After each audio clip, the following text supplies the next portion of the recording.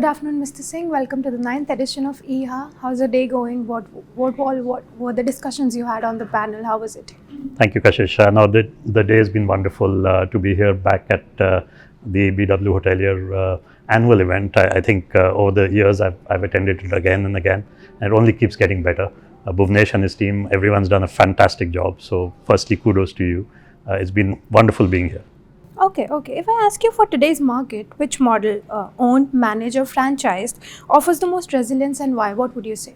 We've just had a long discussion on that in our panel, and I think we had very good representation from brands, operators and owners, and everyone had I think a very diverse view on where the future lies. It depends on what cycle of your business you're in. For us at Chalet Hotels, we believe with the 25 years of experience that we have, we've come to a point in our life cycle where we can now have operational strength and synergies to be able to operate our own hotels as well as franchise.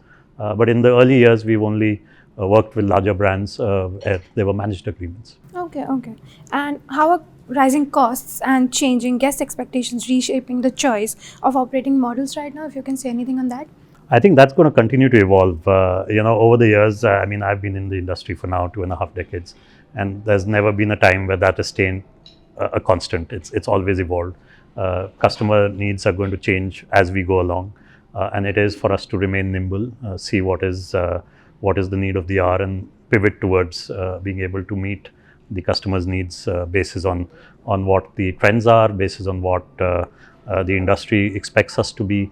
And I think most brands today are very agile towards that. Okay. Do global brands entering India change the balance between these models for local players? I think both are required. The international brands have great reputation, distribution over the years. They've also got far-reaching, abilities in terms of various countries that they operate in. Whereas the Indian brand bring in, culture, ethos of the local community into life, and they have a DNA which is born and brought up here. So a blend of both is very nice to have. Okay. One last question to you. If you were to bet on one model dominating the next decade, which would it be? I think for us, the strategy remains to look at every asset individually.